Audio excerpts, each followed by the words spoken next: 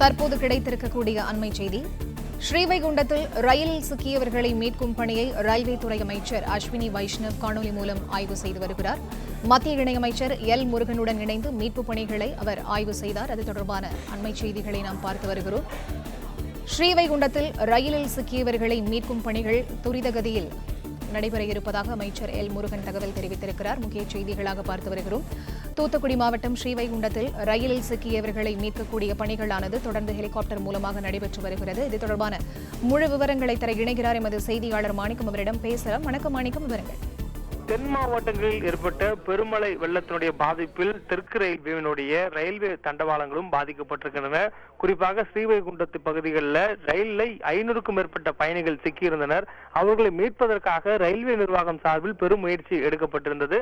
தற்பொழுது அவர்கள் மீட்கப்பட்டு பத்திரமாக அருகில் இருக்கக்கூடிய ரயில் நிலையத்திற்கு கொண்டு செல்லப்படுகின்றனர். குறிப்பாக அங்கு இருக்கக்கூடிய மக்கள் செல்வதற்காக 13 ரயில் நிலைய பேருந்துகளானது தயார் நிலையில் இருக்கப்பட்டது. குறிப்பாக இந்த பணிகள் குறித்து மத்திய அமைச்சர்கள், குறிப்பாக மத்திய ரயில்வே துறை அமைச்சர் அஸ்வினி வைஷ்ணவ், அதே போன்று தமிழ்நாட்டுடைய இணையமைச்சராக இருக்கக்கூடிய மத்திய இணையமைச்சர் எல் முருகன் அவர்களும் கூட்டாக இணைந்து காணொலி மூலமாக இந்த ஆய்வினை மேற்கொண்டிருக்கிறார்கள்.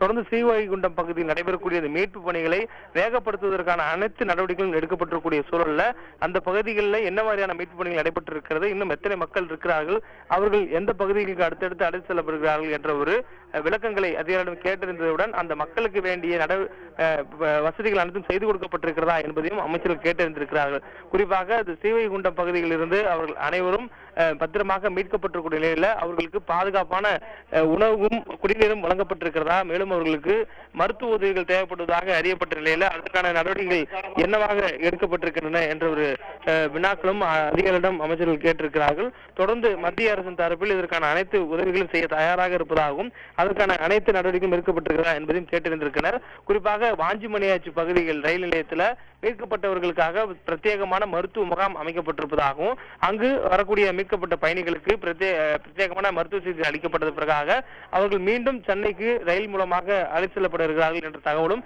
ரயில்வே அதிகாரிகள் மூலமாக வழங்கப்பட்டது. மேலும் கடந்த 2 நாட்களாக அந்த பகுதிகளாக இருந்த மக்களை ஏன் சென்றடைய முடியவில்லை, அந்த அளவுக்கான பாதிப்புகள் என்ன என்றதையும் கேட்டிருந்திருக்கின்றனர். தொடர்ந்து இந்த பகுதிக்குள்ளாக, குறிப்பாக தூத்துக்குடி மாவட்டத்திற்குள்ளாக இருக்கக்கூடிய ரயில்வே தண்டவாளங்கள் வெள்ள நீரில் அடித்து செல்லப்பட்டிருக்கிறது.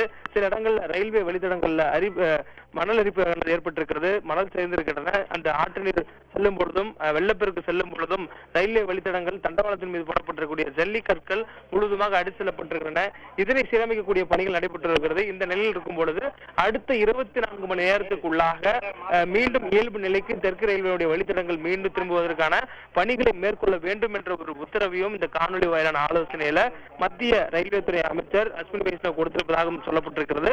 உடன் தமிழ்நாட்டில் சார்ந்த மத்திய இணையமைச்சர் எல் முருகன் அவர்கள் இந்த காணொலி மூலமான ஆய்வுக் கூட்டத்தில் பங்கேற்றிருக்கிறார். தொடர்ந்து தமிழ்நாட்டில் இருக்கக்கூடிய இந்த மழை பாதிப்புடைய விவரங்களை எடுத்து கூறி மேலும் அந்த மீட்பு பணிகளை தீவிரப்படுத்துவதுடன் இயல்பு நிலை திரும்புவதற்கான ரயில்வே நடவடிக்கைகளை துரிதப்படுத்த வேண்டும் என்ற ஒரு அறிவுறுத்தலும் இந்த ஆலோசனை கூட்டமாக தெற்கு ரயில்வே அதிகாரிகள் கொடுக்கப்பட்டிருப்பதாக சொல்லப்பட்டிருக்கிறது. மேலும் இந்த தெற்கு ரயில்வேயுடைய மதுரை கோட்டத்திற்குள்ளாக இருக்கக்கூடிய திருநெல்வேலி, தூத்துக்குடி மாவட்டங்கள் இருக்கக்கூடிய ரயில்வே வழித்தடங்கள் தான் அதிக அளவான பாதிப்பு ஏற்பட்டிருப்பதனால அந்த பகுதிகளில் தற்பொழுது இந்த வெள்ள நீர் வடிந்திருக்கக்கூடிய மேலும் பாதிப்புகள் இல்லாத பகுதிகளில் ரயில்கள் இயக்குவதற்கு பாதுகாப்பான பகுதிகளில் ரயில்கள் இயக்கப்பட்டு வருவதாகவும், குறிப்பாக ரயில்களுடைய மாற்று வழித்தடங்கள் மூலமாக திருநெல்வேலியிலிருந்து புறப்படக்கூடிய ரயில்களை மதுரையிலிருந்து இயக்குவதற்கு திட்டமிட்டிருப்பதாகவும், அதே போன்று திருநெல்வேலி ரயில் நிலையம் முழுவதும் தற்போது வெள்ள நீர் சூழ்ந்திருப்பதனால் அதனை அந்த தண்ணீரை வெளியேற்றுவதற்கான நடவடிக்கைகளையும் தற்போது தொடங்கி இருப்பதாகவும் தெற்கு ரயில்வே அதிகாரிகள் மத்திய அமைச்சர் அஸ்வினி வைஷ்ணவருக்கு விளக்கியிருக்கிறார்கள்.